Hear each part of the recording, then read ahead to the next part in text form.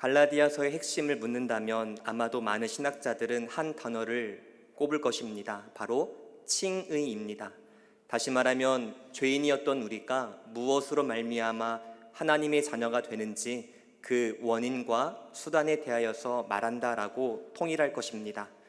그런데 갈라디아서를 공부해보고 연구해보면은 단지 칭의만을 말하는 것이 아니라 조금 더 넓게는 교회란 무엇인가, 그리고 그리스도를 믿는 우리는, 예수를 믿는 그리스도인은 어떻게 살아가야 하는가까지도 확장되어서 우리에게 소개하고 있습니다. 오늘 우리는 2장을 마무리하면서 1장부터 2장까지의 내용을 종합적으로 정리해보고자 합니다. 먼저 2장에서는 크게 두 가지의 사건이 등장합니다. 2장 1절로 10절, 그리고 11절로 14절입니다. 먼저 2장 1절로 10절 말씀의 배경이 되는 곳은 예루살렘이고 11절로 14절의 배경이 되는 곳은 안디옥입니다. 얼핏 보면 이 두 가지 사건은 마치 시간의 순서대로 기록되어진 것처럼 보이지만 사실은 시간 순서대로 기록된 것이 아니라 바울이 어떠한 논리와 신학적인 핵심을 다루고자 시간적으로 다룬 것이 아니라 어떠한 핵심을 가지고 배열하여서 우리에게 소개하고 있다는 것입니다. 사건은 서로 다르게 보이지만 이 서로 다른 사건은 하나의 핵심을 서로 보완하고 강조하고 있다는 것이죠. 먼저 2장 1절에서 10절 말씀에 바울이 예루살렘으로 올라간 이유는 무엇입니까? 그것은 자신이 증거한 복음과 예루살렘 사도들의 복음이 서로 다른 것이 아니라 하나의 복음이다라는 사실을 확증하기 위하여서 올라갔습니다. 이 확증하는 일이 왜 중요할까요? 그것은 지금까지 자신에게 향하였던 어떠한 비난들, 다시 말하면 자신의 사도직이나 자신의 메시지에 대하여서 공격하는 그 공격에 대하여서 방어를 해야 했고, 더 나아가서는 이방 선교를 위하여서 자신이 증거하는 복음과 그 다음 예루살렘 사도들이 증거하는 복음이 서로 다르지 않다는 사실을 확증해야만 했습니다. 그래서 예루살렘에 올라가서 바울은 나의 복음과 그들의 복음은 하나고 이방인 교회와 예루살렘 교회는 주님 안에서 하나로 연합되어 있다는 사실을 강조합니다. 다시 쉽게 말하자면 바울은 복음의 순수성을 지키기 위하여서 올라간 것이지요. 그런데 오늘 본문은 어떤 내용을 다루냐면 그렇게 애쓰게 복음의 순수성을 지키기 위하여서 올라갔는데 어떠한 일 때문에 이 복음의 순수성이 훼손될 우려가 있었다라는 것입니다. 어떤 문제가 있었고 그 문제로 말미암아 복음의 순수함이 깨질 뻔하였고 그것을 다시 지켜냄으로써 복음을 지켜내는 것을 우리에게 소개하고 있습니다.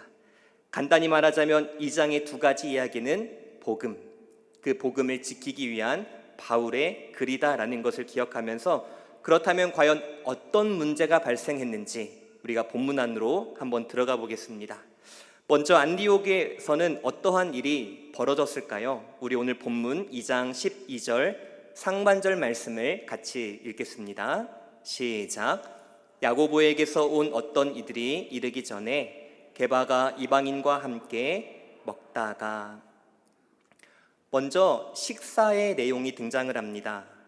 야고보가 그 당시 안디옥에 있는 성도들과 함께 식사를 합니다.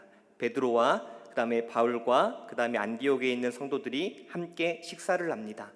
여러분, 이 모습이 매우 자연스러운 모습처럼 보이지만 이 당시의 식사는 특히나 유대인과 이방인이 함께 식사하는 것은 매우 이례적인 일입니다.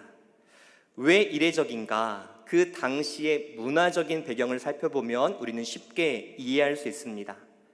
유대 사회는 굉장히 배타적이고 폐쇄적인 집단이었습니다. 특별히 유대인과 이방인들은 서로에 대한 경계의식과 선민의식이 너무나도 강했습니다. 특히 유대인은 이방인의 관계에 대하여서 철저하게 단절된 삶을 살았습니다. 즉 유대인에게 이방인은 깊이 대상 1호로 여겨질 만큼 굉장히 차단되어져서 지냈다라는 것이죠. 유대인들이 얼마나 이방인을 기피했는지 세 가지의 측면에서 조금 더 자세하게 살펴볼 수 있습니다. 먼저 종교적인 측면입니다. 유대인들은 이방인들에 대하여서 어떻게 이해했을까요? 아이고, 저 율법도 모르는 미개인들이라고 하면서 그들을 무시했습니다. 그리고 일상적인 측면에서는 이방인의 집에 들어가지도 않고 이방인의 물건에 접촉하지도 않고 그들과 식사하지도 않고 교제하지도 않고 철저히 그들과 접촉을 피하여서 분리주의로 살았습니다. 또 하나의 측면은 문화적인 측면이고 우리는 이 사실을 탈무드라는 책에서 발견하게 됩니다. 탈무드에는 이런 내용이 있습니다. 이방인의 젖을 마시는 것은 개의 젖을 마시는 것과 같다라고 말하면서 마치 이방인의 존재를 개의 존재와 동급으로 취급하고 있는 것이죠. 뿐만 아니라 탈무드에 보면은 유대인들은 매일 아침마다 감사 기도를 드렸습니다. 그런데 그 기도의 내용을 보면은 다음과 같습니다. 하나님, 저를 여자로 태어나지 않게 해주심에 감사합니다. 종으로 태어나지 않게 해주심에 감사합니다. 이방인으로 태어나지 않게 해주심에 감사합니다 라고 말하면서 얼마나 이방인들을 깎아내리고 무시했는지를 우리가 간접적으로 볼 수 있습니다. 이렇게 유대 문화 사회는 폐쇄적이고 단절된 사회였는데 지금 이 안디옥 교회의 모습은 어떠합니까? 유대인과 이방인들이 하나 되어서 함께 식사를 하고 있다는 것이죠.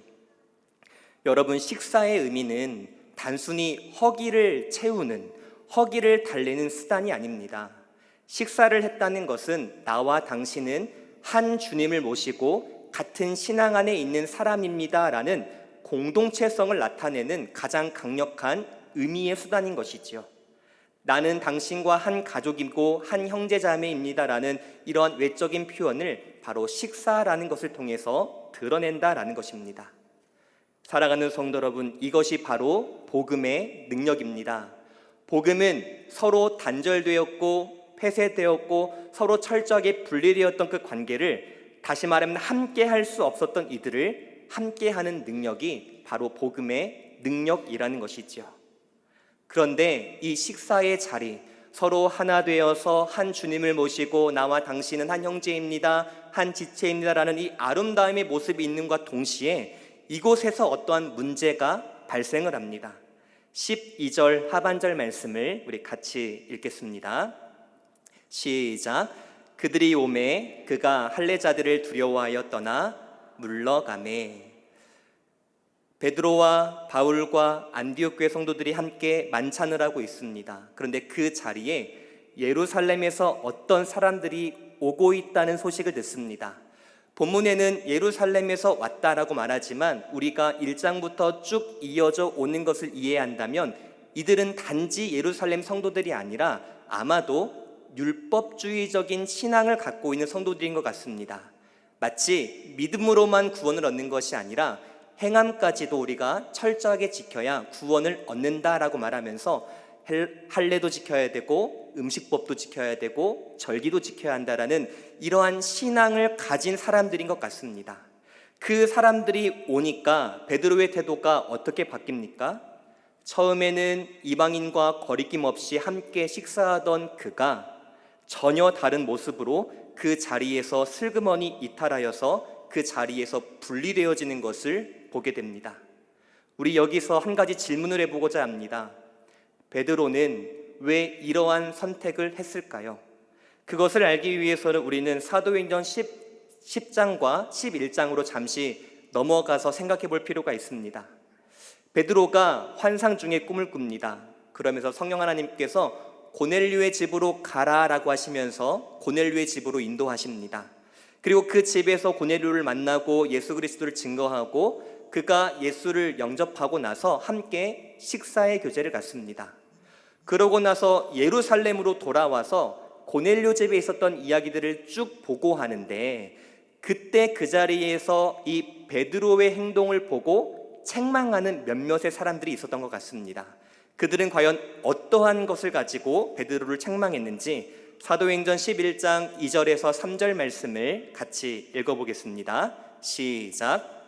베드로가 예루살렘에 올라갔을 때에 할례자들이 비난하여 이르되 내가 무할례자의 집에 들어가 함께 먹었다 하니. 마치 지금 안디옥 교회에서 발생한 문제와 같습니다.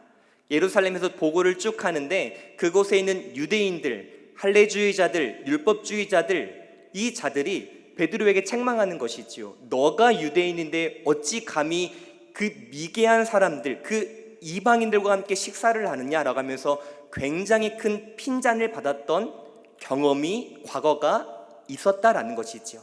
그러니까 지금 안디옥 교회에서 발생하는 이 문제에서 그 베드로가 그 자리를 피한 것에는 이 과거에 그들로부터 받았던 핀잔의 생각이 났고, 이 말은 다시 말하면 지금 복음을 지키는 것보다 무엇이 더 중요하다는 것입니까? 내가 책망받지 않는 게 더 중요한 거예요. 내가 비난받는 것이 두렵고 인정받는 사도로 남고 싶고 나의 명성과 흠에 어떠한 흠집이 생기지를 않기 원했기 때문에 이 자리를 피했다라는 것입니다. 이 순간 베드로는 복음을 선택한 것이 아니라 자신의 안위와 명성과 이름을 선택했다라는 것이죠. 사랑하는 성도 여러분, 우리 여기서 나의 신앙을 한번 돌아보기를 원합니다. 혹시 우리도 종종 베드로처럼 복음을 선택하기보다 나의 명성과 안위와 이름을 선택한 적은 없으십니까? 신앙의 본질을 숨기고 타협하여서 세상의 인정이나 나의 명예를 지키기 위하여서 그랬던 적은 없으십니까? 부디 바라옵기는 비난의 두려움이나 나의 이름과 명성보다도 우리의 삶 속에서 더 지키고 수호해야 할 것은 바로 예수 그리스도의 복음이라는 사실을 기억하시고, 이러한 상황이 마주한다면 담대하게 복음을 선택할 수 있는 우리 모두가 되기를 진심으로 소망합니다. 이러한 베드로의 약함을 보고 바울이 반응을 합니다. 어떻게 할까요? 갈라디아서 2장 14절 말씀 우리 같이 읽어보겠습니다. 시작. 그러므로 나는 그들이 복음의 진리를 따라 바르게 행하지 아니함을 보고 모든 자 앞에서 게바에게 이르되, 여기까지만 보겠습니다. 다시 앞절을 한번 보여주시면, 지금 바울이 판단했을 때 베드로의 행동은 결코 가벼운 행동이 아닙니다. 그래서 이 베드로를 모든 사람 앞에서 책망을 합니다. 권징을 합니다. 징계를 합니다. 우리는 보통 교회에서 어떤 문제가 발생을 하면은 가능하면 조용히, 가능하면 은밀하게 권면하고 해결합니다. 물론 그래야 합니다. 하지만 이것이 만약에 복음의 본질에 훼손을 야기시키는 문제라면, 그리고 이것이 한 번, 두 번의 권면이 아니라 지속적으로 권면해도 개선되지 않는다면 때로는 공개적으로 그를 책망할 필요도 있는 것이지요. 이러한 것은 은혜의 수단이고 복음을 지키는 은혜의 방편입니다. 그런데 우리 여기서 또 한 가지를 생각해 보고자 합니다. 바울이 공개적으로 베드로를 책망한 이유는 무엇일까요? 앞서도 말씀드렸지만 베드로의 행동이 결코 가벼운 행동이 아니기 때문입니다. 베드로의 이 행동은 단순한 실수가 아니라 복음의 본질을 훼손하는 치명적이고 중대한 문제였다라는 것이지요. 한번 이 상황을 우리가 이방인의 관점에서 돌아보기를 원합니다. 내가 이방인입니다. 같이 식사하고 있습니다. 그런데 율법주의자들이 이 자리로 옵니다. 그런데 베드로가 이 자리를 피해버립니다. 그러면 이방인인 나는 어떤 생각을 하겠습니까? 아니, 베드로 뭐야? 그동안 우리에게 가르쳤던 것은 믿음으로 구원을 얻는다고 했는데 이 자리를 피해? 그러면은 오직 믿음보다 예수 그리스도의 대속의 은혜와 십자가보다 여전히 인간의 인습이나 관습이나 율법이나 할례나 이런 것들이 더 중요한가? 이것을 지켜야 하는 건가? 우리가 유대인이 안 되면은 우리는 구원을 받지 못하는가라는 이러한 신학적인 혼란을 초래할 수 있게 만들었다라는 것이지요. 또한 두 번째의 이유는 무엇이냐면 바로 베드로의 위치와 영향력 때문입니다. 여러분, 베드로는 이 당시에 그냥 일반 성도가 아닙니다. 지도자 중에 지도자입니다. 당시에 예수님의 제자 중에서 가장 위대한 사람이었고, 이 당시에 높은 권위를 가진 지도자 중에 한 명이었습니다. 지도자 한 사람의 잘못은 그 사람으로만 피해가 끝나는 것이 아니라 그가 속한 모든 공동체 양무리에게 그 피해가 이어진다라는 것을 바울이 잘 알기 때문에 그의 위치와 신분 때문이라도 더욱더 따끔하게 공개적으로 책망을 했던 것이지요. 전에 TV 프로그램에서 이런 실험을 했던 것을 본 적이 있습니다. 무단횡단하는 실험인데요. 횡단보도가 없는 가운데서 각각 한 사람이 섭니다. 먼저는 추리닝을 입은 사람이 서고 그 뒤에 많은 사람들이 있는데, 추리닝을 입은 사람이 무단횡단을 하니까 그 주변에 있는 사람들이 따라서 걸었을까요? 안 걸었을까요? 걷지 않았습니다. 그런데 어떤 정장 입은 사람이 서류 가방을 들고 멋진 구두를 신고 무단횡단을 하니까 그 주변에 있는 사람들이 좌우를 살피면서 똑같이 그 무단을 횡단했던 것을 보게 되었습니다. 무엇을 말하는 것일까요? 그 사람이 어떠한 사람인지, 그 사람이 어떠한 존재와 위치와 위상을 갖고 있는지가 많은 사람들에게 영향을 줄 수 있다라는 실험이었습니다.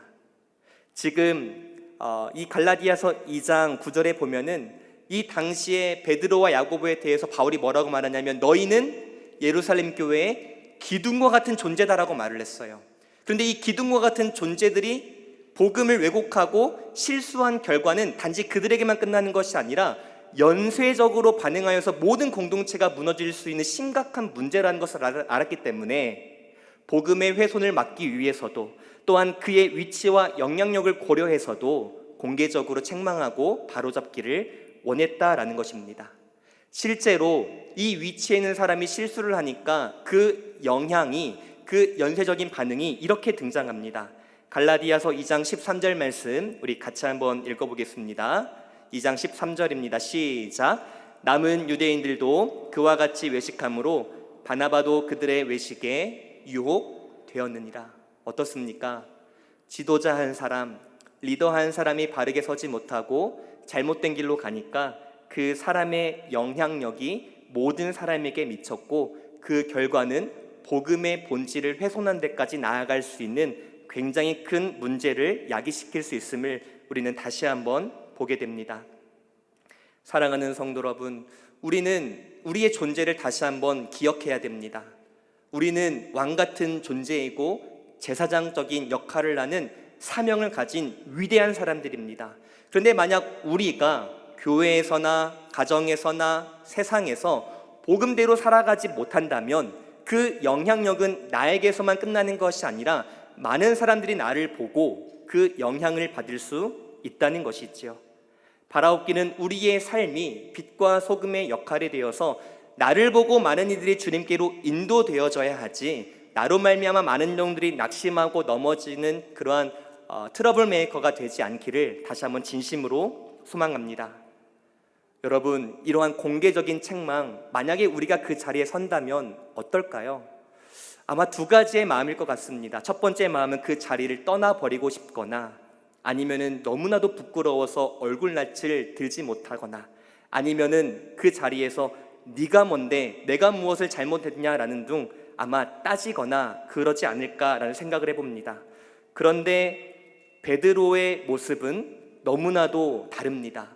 그리고 우리에게 어떠한 인사이트를 주는 것 같습니다. 이 베드로의 책망에 대한, 바울의 책망에 대한 베드로의 반응은 어떠한지 우리 다시 한번 본문을 읽어보기를 원하는데요. 우리 14절 말씀 다시 한번 읽어보겠습니다. 13절입니다. 죄송합니다. 13절 말씀. 자, 다시 한번 읽어보겠습니다. 시작. 남은 유대인들도 그와 같이 외식함으로 바나바도 그들의 외식에 유혹되었느니라. 그래서 책망하죠. 14절에 보니까 게바에게 이르되 네가 유대인으로서 이방인을 따르고 유대인답게 살지 아니하면서 어찌하여 억지로 이방인을 유대인답게 하느냐라고 엄청나게 책망합니다. 너가 복음대로 살아가지 못하는데 어찌 복음을 전도하고 그들에게 복음을 따르라고 말할 수 있느냐라고 책망합니다. 그런데 여러분 잘 보십시오. 그 뒤에 베드로의 반응이 등장합니까? 안 합니까? 1절 안 합니다. 이것은 무슨 말이냐면 베드로가 바울의 권면과 책망을 있는 그대로 겸손하게 수용했다라는 것이죠. 여러분, 이거 결탄코 가벼운 일이거나 쉬운 일이 절대 아닙니다. 여러분, 이 당시에 바울과 베드로 중에 누가 더 선배였을까요? 이 당시에 베드로가 훨씬 선배입니다. 당시 기준으로 보면 사역의 연륜이나 예루살렘 공동체 내 위상으로 본다면 무조건 당연히 베드로가 훨씬 대선배입니다. 뭐 이런 표현이 적절할지 모르겠지만 지금 이제 갓 신대원에 들어간 전도사가 원로 목사님을 꾸짖는 격이라고 봐도 무관합니다. 그럼에도 불구하고 지금 베드로는 그 어린, 그 이제 막 신앙을 들어온, 이제 그 막 신앙을 시작한 그 사람의 권면에 받아들인다라는 것이죠. 저는 이 모습을 보면서 참 이게 은혜이지 않을까라고 생각을 해봅니다. 우리는 죄성을 가지고 있기 때문에 옳은 말이어도 거부하고자 합니다.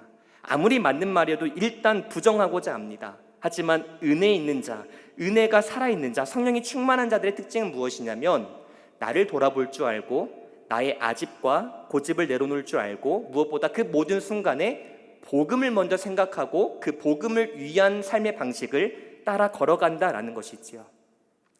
이렇게 바울이 책망을 하고 베드로가 겸손하게 그 책망을 받아들입니다. 이 두 사이의 관계는요, 깨지는 것이 아니라 더욱더 돈독해집니다. 훗날 베드로가 편지를 쓰는데 베드로후서 3장 15절에 나를 책망했던, 나를 따끔하게 훈계했던, 나에게 창피를 주었던 그 바울을 어떻게 표현한 줄 아십니까? 이렇게 표현합니다. 우리 베드로후서 3장 15절 같이 읽겠습니다. 시작. 또 우리 주의 오래 참으심이 구원이 될 줄로 여기라. 우리가 사랑하는 형제 바울도 그 받은 지혜대로 너희에게 이같이 썼고. 아멘. 사랑하는 성도 여러분, 우리가 이 지상교회를 살아가면서 함께 신앙생활을 하면서 복음의 본질을 훼손시키는 일은 없어야겠지요. 그리고 복음의 영광과 예수 그리스도의 이름에 누가 되는 일은 없어야겠지요. 하지만 우리는 여전히 연약한 존재이기 때문에 실수할 수 있고 넘어질 수 있습니다. 그때 이 두 가지를 꼭 기억하면 좋겠습니다. 사랑의 마음으로 책망하고 겸손한 자세로 받아들여서 오직 복음이 드러나고 교회의 영광이 드러나고 교회가 더욱더 단단해지는 데에 우리의 삶이 쓰임받기를 진심으로 소망합니다. 이것이 바로 성숙한 신앙인의 본이라는 것을 우리가 기억하여서 더욱더 복음 안에서 단단히 세워져가는 우리가 되기를 진심으로 소망합니다. 여기까지 정리를 해보자면 건강한 공동체란 어떤 공동체인지를 좀 살펴볼 수 있을 것 같습니다. 진짜 건강한 공동체, 복음 중심의 공동체는 먼저 단단한 진리 위에 세워져야 합니다. 단단한 진리, 다시 말하면 예수 그리스도의 은혜, 복음, 다양한 단어들로 수식할 수도 있겠죠. 오늘 갈라디아서로 말하자면 그 단단한 진리는 구원론이었습니다.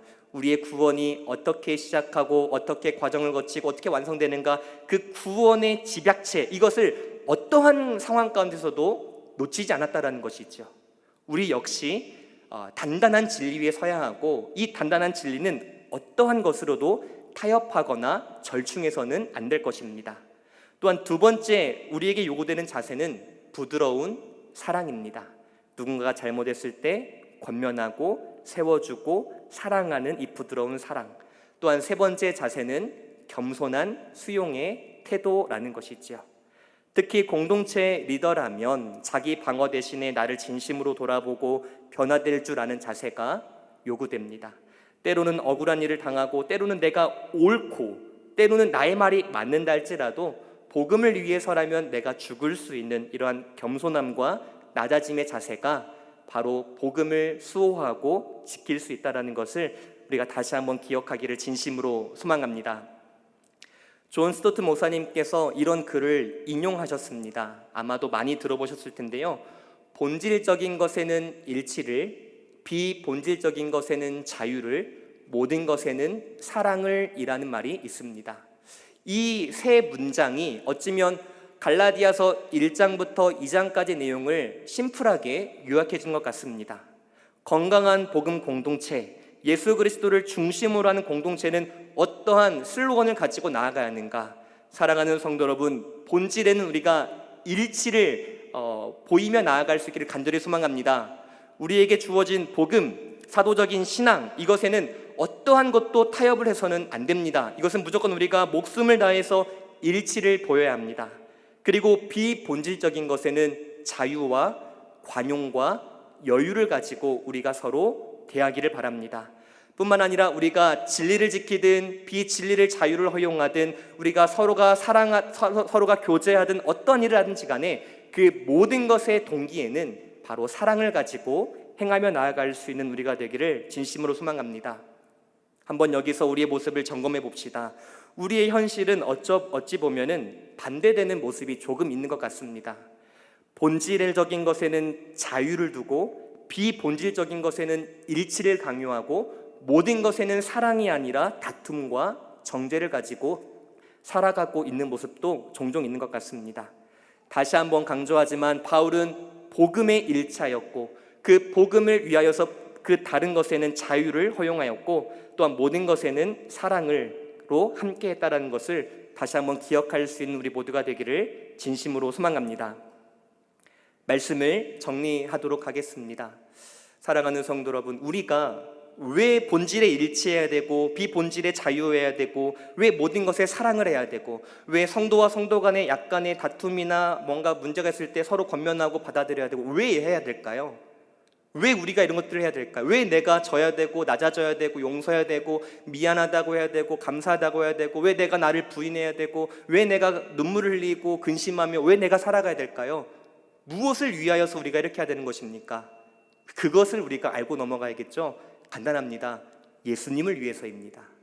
나를 위해서가 아니라 나의 이름, 나의 명성, 나의 어떠한 위치 이것을 유지하기 위함이 아니라 예수님을 위해서 예수께서 이 땅에 오셔서 피 흘리신 그 피값에 맞게 살기 위해서 우리가 이러한 삶을 살아가야 한다라는 것이죠. 일치와 자유와 사랑을 가지고 주님의 영광을 드러내며 교회를 세워나갈 수 있는 우리의 모든 삶이 되기를 다시 한번 진심으로 소망합니다. 우리 함께 이 시간 우리를 사용하소서 찬양하시면서 함께 결단하시고 기도하는 시간 갖도록 하겠습니다. 우리 함께 우리를 사용하소서 찬양하겠습니다.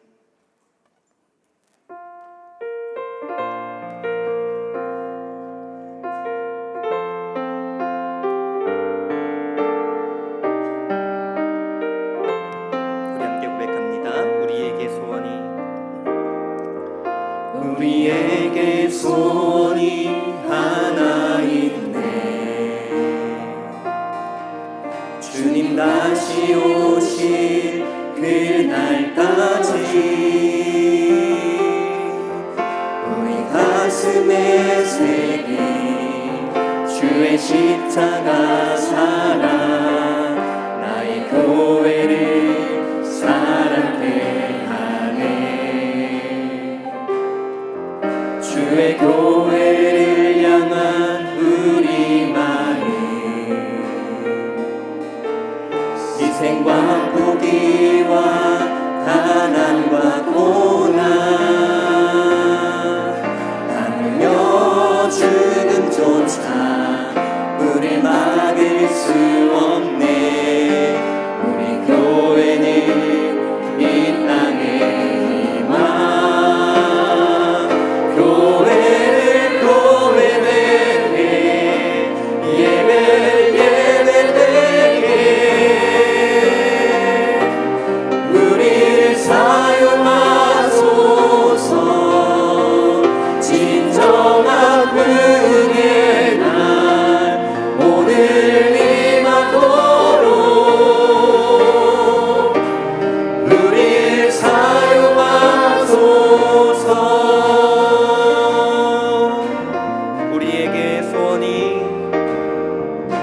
우리에게 소원이 하나 있네. 주님 다시 오실 그날까지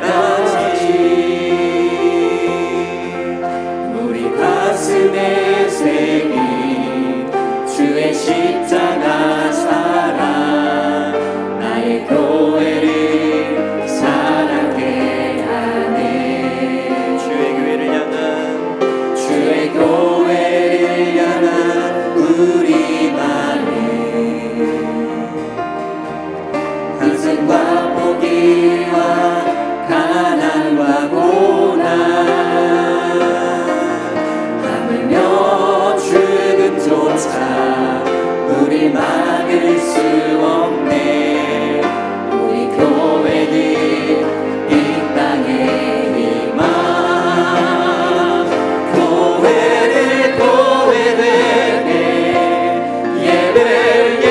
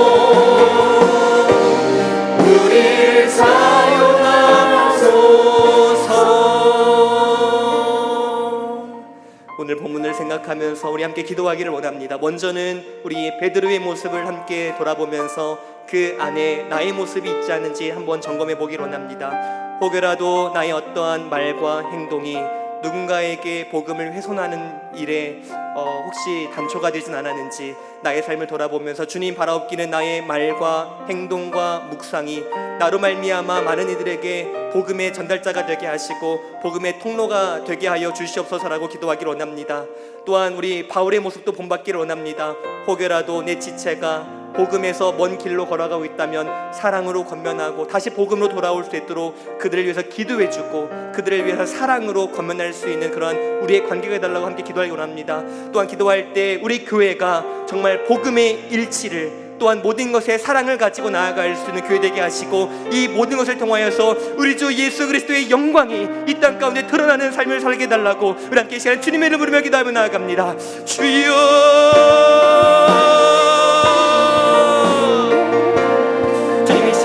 우리의 모습을 돌아보기를 원합니다.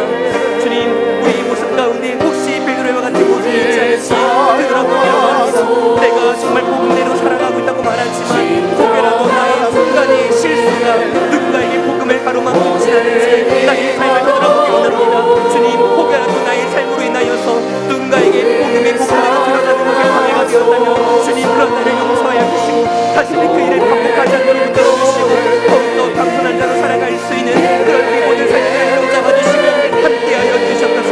주님 교만하지 않기를 원합니다. 자만하지 않기를 원합니다.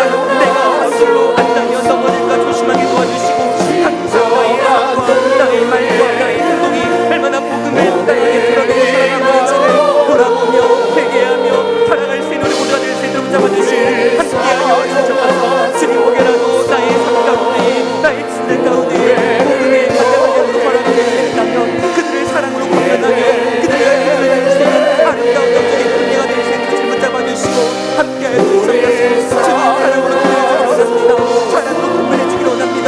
끝까지 그 영을 품고 하나님과 나아갈 수 있는 것을 간절히 소망합니다. 그것이 복음의 능력이고 복음이 영원한 삶을 기억하게 하시고 우리 모든 성도들이 이와 같은 마음을 가지고 나아갈 수 있는 우리 모두가 될 수 있도록 잡아주시고 함께하여 주시옵소서. 주님 우리 교회가 정말 본질의 하나를 되어 나아갈 수 있는 간절히 소망합니다. 예수 그리스도와 복음의 일치의 마음을 가지고 같은 마음과 같은 뜻과 같은 생각을 가지고 나아갈 수 있는 우리가 잡아주시고 함께하여 주시옵소서.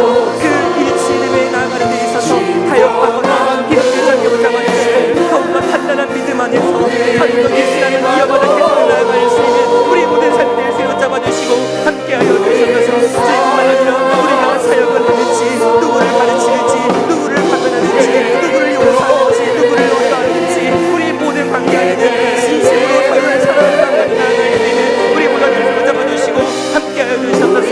이러한 아름다운 모습을 통하여서 우리 교회가 주님의 영광을 드러내고 복음을 드러내고 말미암아 이 땅에서 교회가 교회되게 하시고 예배가 예배되게 하시고 그러므로 말미암아 많은 분들에게 주님을 인도하는 아름다운 복의 통로로 쓰임받을 수 있도록 주님을 잡아주시고 함께하여 주시옵소서. 주님 세상의 여러가지 신학과 여러가지 사상과 문화들이 이 복음을 드러나려고 합니다. 이런 이름으로 더욱더 본질을 붙들게 하시고 하나님의 믿음을 잡아주시고 하나님의 이름의 영광으로 살아갈 수 있는 우리 모두들 세워 잡아주시고 함께하여 주시옵소서. 기둥과 같이 쓰임받는 우리가 되게 하시고 어떤 환경권들도 넘어지지 않는 복음을 포기하지 않는 변질하지 않는 순수한 시대가 나아갈 수 있는 우리 모두가 될 수 있도록 붙잡아주시고 함께하여 주시옵소서.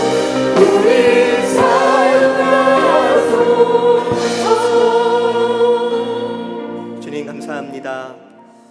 복음의 순수함을 지키기 위하여서 바울과 베드로 나아가 많은 사도들과 그리스도인들이 어떠한 역할과 어떠한 수고와 애씀을 하였는지 우리로 하여금 보게 하심에 진심으로 감사를 드립니다. 주님 우리가 정말 바른 복음에 같은 마음 같은 뜻 일치의 마음을 가지고 나아갈 수 있도록 붙들어 주시옵소서. 세상이 이 복음을 희석시키려고 하고 약화시키려고 할 때에도 우리는 더욱더 그 복음을 지키고 일치함을 가지고 나아갈 수 있는 우리 교회와 우리 모든 성도들이 되게 하여 주시옵소서. 주님뿐만 아니라 우리가 사역을 하든 성도와 교제를 하든 세상에서 어떠한 일을 하든 누구를 만나든 그 모든 일에는 주님의 사랑으로 진심 어린 사랑으로 나아갈 수 있도록 붙들어 주시옵소서. 주님, 혹여라도 나의 마음 가운데 그러한 마음이 부족하다면, 결여되어 있다면 다시 한번 성령의 충만함으로 채워주시고 나를 통하여 하나님의 영광과 주님의 이름과 교회가 바르게 서갈 수 있도록 주님, 우리를 사용하여 주시옵소서.